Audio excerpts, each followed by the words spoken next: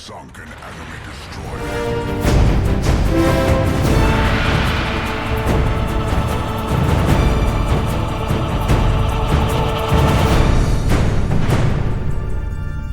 USS GEARING! USS GEARING!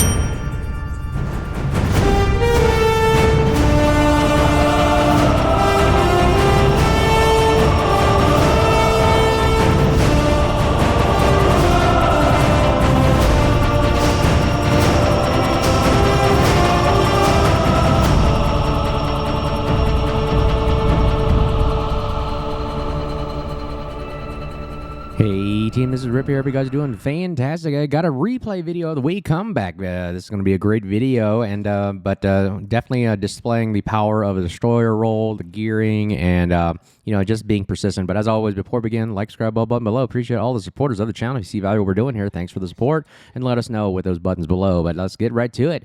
So the Tier 10 USS Gearing, one of my favorite and first destroyers to grind for. Definitely, I would say this is a must-have in your collection. You got to have it. You got to use it. It is so fun, and it just displays the power of what, a destroyer that does it all kind of thing, or all-arounded good destroyer. Especially this one is used for almost every mode possible, from competitive, randoms, ranked, any kind of basic gameplay. It does its job very well, and it earns the right to be one of the oldies but goldies, I believe, in this game. So what makes it great, and you can actually build for two types of roles. You can either do the gunboat kind of smoke kind of role for, I would say maybe majority of what people like to do, or for competitive, I see people do more of a concealment build for torpedoes, and it's a great torpedo boat. So it really can satisfy multiple roles, and it does it very well. The guns are great. These are these standard American guns you see on secondaries, 127 millimeters. Slow guns, but they arc very, very well. Great at lobbing shells over islands. That's why they make great secondaries. They only pin 21 millimeters armor. The range is not that great, 11.1. I mean, these are even shorter than some secondaries that you see on some ships, and every right to be. And then you got the AP like standard. The torpedoes are what the bread and butter is really too. Is the 16.5 kilometer range. I mean, there's not many destroyers that have this capability of this kind of range, that have these powerful torpedoes that do 17,969 knots, 7.5 reaction time. They do take a long time to reload. So this is kind of like comparable to the Shimakaze class, where you can have long range or you can have short range, but this is kind of in that middle ground, and they're still great torpedoes. They're American torpedoes that they pack a wall up. They do great, and they're sometimes unsuspecting. I get so many random torpedo hits with the gearing where you're like, oh, I didn't think I would hit anything, but you shoot in the gap, and all of a sudden people just don't realize that they're there, and they hit them. All right, here's the display of the guns shooting at the Tashkent right now. Again, very lofty shells. They arc a lot, and they are slow. So you kind of have to do a lot of lead time with these bad boys, especially these fast destroyers. And again, they're nothing to gawk at. They have a great reload, 2.4, 2.5 seconds. It's a great reload time. Notice we have to pop the smoke sometimes here. And the smokes can be used for all types of situations. This one in particular right here is the gunboat farming one, where I typically don't like doing too much, because if you sit and smoke, you're a magnet for torpedoes. And like I said, you guys like me, like that are the gearing here, will shoot the torpedoes straight into the smoke. They're just a magnet for torpedoes. For some reason, it's just, oh, I see a smoke, I got to torp it.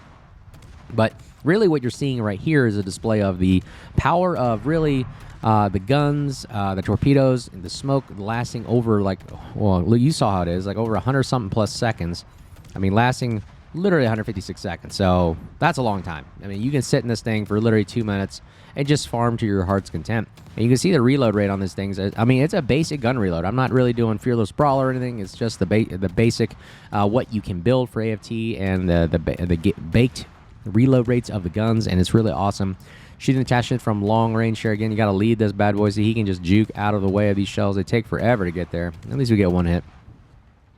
But again, like I said, we don't want to sit in the smoke too long, but it is great to smoke another player up. I mean, these smokes last a long time. You can literally build an entire wall and create a mobile island, if you want to call it. The gearing is great and well renowned for that, to build a massive island of smoke, literally just in a random area, and just shield an entire enemy movement. So very powerful there. The guns do start a lot of fires, you can see right there. You can do a great deal of damage just by shooting at the superstructure and starting a lot of fires all over the ship. And you can see we're just really holding an entire flank. Now, we're not doing a very good job of spotting. Since we're in smoke, nobody or we're not spotting for our team. Really see how everybody went away right there. Oregon, Schlieffen, and somebody is shooting nice blind fire shots. That's pretty darn accurate there. Yeah, we're going to get out. We're not going to sit and take any more damage. That's the downside. We don't have any heals. We got an engine boost, so it helps to go a little fast, but that's about it. We don't have the heals, which I think is necessary for a gunboat DD main. Somebody had asked, is the gearing? I think I was watching and listening to a game, and they asked if the gearing is a good gunboat. It is not, in my personal opinion, a great one because it doesn't have the heal aspect. Because why? If you're gunboating and open water and hunting destroyers, you're going to take a lot of damage. And to mitigate that, you're going to need the heals because you're going to need to correct mistakes because you're going to make a lot of them. You're exposing yourself to great amounts of damage and firepower. Then, like right now, see, I'm getting shot at. Even in blind fire shots, you want to heal back that damage because you need to survive the long haul, and that's kind of like what this game is about. It's going to be a game of literally comebacks because of we survive. I mean, and again, that's why I said the destroyer problem is this. It's so crucial. It's such a powerful component of the game that it can create these comebacks easily, and just one slight little miscalculation from a destroyer player can really cost the entire game. And that's how critical it is. A destroyer is the main backbone of this game. You can see we've already lost 4 players that are 1. We are down 4 players, and they're starting to take all the caps. So you look at this game right here, and you're thinking, man, this game is over. You're going, well, why should I even try anymore? And that's the mentality. If you think like that right off the bat as a destroyer player, the game is over because you gave up. But if you don't give up and be consistent and persistent, you can actually change the tide of the game because you never know what one little fire, one little explosion, just taking one ship out at a time can do. So let's start with the Valparaiso right here. Now, I like to just focus fire this guy down because he is literally, I've been doing videos on it, the juggernaut of world warships. It literally can't die unless you stay out of the secondary range. I find the weakness of the Achilles heel of the Valparaiso is literally just stay out of its secondary range and just fire from distance. It can't do long range well because the guns are weak. The secondaries, if they don't hit anybody, they don't recharge or destroy anybody. So really, if you can just farm this guy down, see, like I'm doing right here, farm him down to nothing and stay out of secondary range, you can kill a Valparaiso. That's the weakness I've seen right there because I've died many times of just not shooting the secondaries. And that is possible in randoms where everybody's so far in the back that the Valparaiso really struggles to really engage. So we're going to shoot the Tascan. Again, shoot the destroyers and to get this guy out so that way we can help our team by killing their destroyers because, again, remember what I say. You kill the destroyers, you increase the probability of your chances of winning because why? They have no spotting, capping, torping, gunboating, and etc. of everything. Someone had asked me, say, you're confusing, Ripper. You say that, oh, sometimes shoot, but then they don't shoot. Well, here's the reason why I say that. Ooh, look at the dodging. Look at the ability of the dodge. If you see torpedoes like that, you just commit. Keep committing in reverse. Don't change speed because when you change speed, you freeze your ship to death and you can't move. So, oh my God, I'm about to die here. Come on, get out of the way. Engine boost on, and there we go. Nice maneuverability of the gearing right there. Okay, so why do I say that you sometimes do shoot and don't shoot at destroyers? Well, first of all, what did I say? The priority is to kill the destroyer. If you kill the destroyer, you increase probabilities. However, when you're a battleship, or even sometimes a cruiser, that's getting shot at by 3 or 4 dudes, and I'm the only one in front, and I'm the guy in front of you, it seems kind of odd for me that you would shoot and waste your shot on the low probability of hit of a destroyer that's kiting away, juking, and you literally probably have no shot, or sitting in smoke. So you've seen my videos, if you've watched this channel for a while, that you've seen me sometimes I'm farming from smoke, or I'm dodging and kiting and literally speed juking away. And yet the battleship or cruiser player will literally turn its guns a full like 30 to 40 degrees while being shot at by 5 other players just to take a shot at the destroyer. At that moment, I'm really considering like, you did that, and then you are absorbing damage from 4 other players, but you have tried to shoot at a destroyer which you have a low probability of hitting. I mean, shooting a destroyer in smoke is a low probability of hitting, especially a full health one. So that's why when someone asks me, it's like, why do you say sometimes, you don't shoot at the destroyer and sometimes you do? Well, for those reasons right there, because why would you take a shot where you have almost 0 chance of hitting? I'm not going to say 0, but maybe like a 1% chance of hitting. You have 1% chance of hitting, and literally and 5 other people are shooting at you point blank range.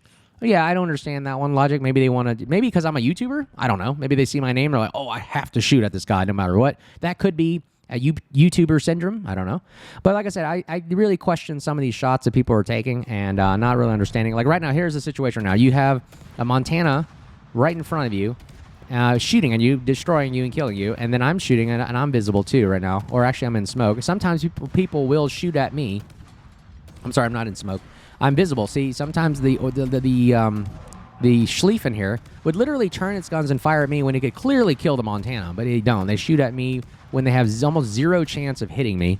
I'll be in smoke, or I'll be kiting away, whatever. And that's why I'm saying maybe that's probably not the best time to shoot at a destroyer when you have 0% chance of being any kind of effective with your weapon systems. Now, if a destroyer is point blank range and the kill is for sure assured, then I would. That's just me. I'm not understanding why they would take that blind shot, and they're gonna die anyways. So right here. Now this situation, I would recommend shooting at the destroyer, because why? I am the only one visible in front of him on his left. Now, he could probably kill the Vladivostok, but he's behind an island, so he has no chance. See, look, they would rather, slowly turn their guns towards the destroyer and then forget about they're getting blapped by 3 other people on the right. Yeah, sometimes I question that. Like I said, that is a situation where I would say probably not the best time to shoot a destroyer. Just turn your guns and not do anything and literally solve nothing, right? But by all means, absolutely, for those that are saying kill the destroyer first, absolutely. It is a priority to kill the destroyer first. But then again, there are situations where shooting at the destroyer really doesn't make sense when you have 4 or 5 people in front of you. All right, enough of that. All right, so the Akazuki is in front of me. My job as a good destroyer player is to kill him. Now, look at that. The game is now evened out now. It's to a 6-5 player advantage here. Notice that the enemy team has literally got all 4 caps. But we are slowly capping alpha, so that's crazy, isn't it? Like, almost, you think the game is over, but again, never, ever, ever give up. Always try to continue to just play the game one step at a time. Every journey begins with the first step. So, first step right now is to cap alpha as a good destroyer player. Now we got to go, after this, we got to go spot their destroyer. So let's speed this up. And he is probably somewhere around this area, last known position. Let's see if we can spot. And there he is. He has less health than we do. We're going to continue to nose in. 2 guns in front is better than nothing. So 2 guns, but then again, the juking maneuverability of the gearing is amazing. For some reason, nose-in gearing is really difficult to hit sometimes, even with gunboat destroyers. Is this that dispersion, some kind of baked-in gimmick? I don't know. We're just going to rush the smoke here.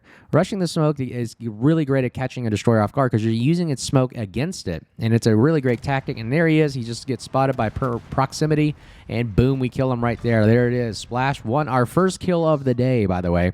And just doing that right there really just helps solve the problem on this flank. So we got alpha cap. We killed the destroyer. We helped, torp and spot all their battleships and everything. And we really just held out as long as we could. Now we have to go survive and try to kill the next available target. We launched torpedoes in front of the Amagi here. And look at this. He dodges them pretty darn well. Ooh, he takes, like I said, random torpedo. That you never know. That makes a difference there. Taking that 1 torpedo and causing a flooding really does change his mentality and game set right here. So now we're going to just continue spotting. We're not going to fire. We have low health. We're going to keep shadowing him, spotting him, waiting for our team to get in position. Maybe we can just spot. We got combat scout. Actually, I wasn't doing much in this game other than spotting, and that is a primary role of a great destroyer player, being able to spot the enemy and stay undetected and just kind of be that forward observer so that the artillery shells are being shot and landed on this guy from long range. And look, we're just constantly spotting, and we're getting spotting damage out the wazoo. Yep, so as long as this guy is slowly dying here, this guy will eventually just burn to death. And we only have about, I think it was, the clock was showing a minute left. But notice our Bravo team got Bravo. The Iraj is going to get Delta. And we're going to all continuously spot the Zamagi and take him out. And then if Vladivostok's come and support Charlie. Look at that, just like that. The game flipped back in our favor. And like I said, you never ever give up. You never know when literally one little mistake can cost the enemy team dearly. Well, look, remember, they went from a 4-ship advantage all the way down to now there's only 2 of them, and it's all because you were patient. And boom, look at that. We get the last kill on the Yamagi there, and that literally gave us more time to literally win the game. And now all we have to do is cap. What a great game right here with us in the gearing. Again, we didn't do much other than combat scout. 153,000 spotting damage, and a shot on the tone takes him out, and that ends the game right there. Great comeback, and literally just spotting and being that forward observer. And guess what? We even got the efficiency badge. We got the E badge, which means we did literally the best we can do in the gearing. 110,000 damage with literally only 2 kills. Didn't do much. 4 torpedo hits. Fire started, capping, defending, flooding, capturing, spotting. Like absolutely, just by spotting. Look at number 1 in the team right there. And the amount of damage we provided just on spotting alone was incredible enough for that. It literally is counting as a great way to rack up points and damage. And 153,000 there, amazing what you can do in the gearing. A lot of money and rewards here too if you have the correct flags. But man, oh man, what a great game! Build will be at the end of the video. Again, not the most I would say active role in the gearing, but we were doing a lot of non-passive activity, which really can change the game. And that's the value of being a good destroyer player, about being patient, engaging when necessary, especially when you don't have heals, and just saving those health points for the long run.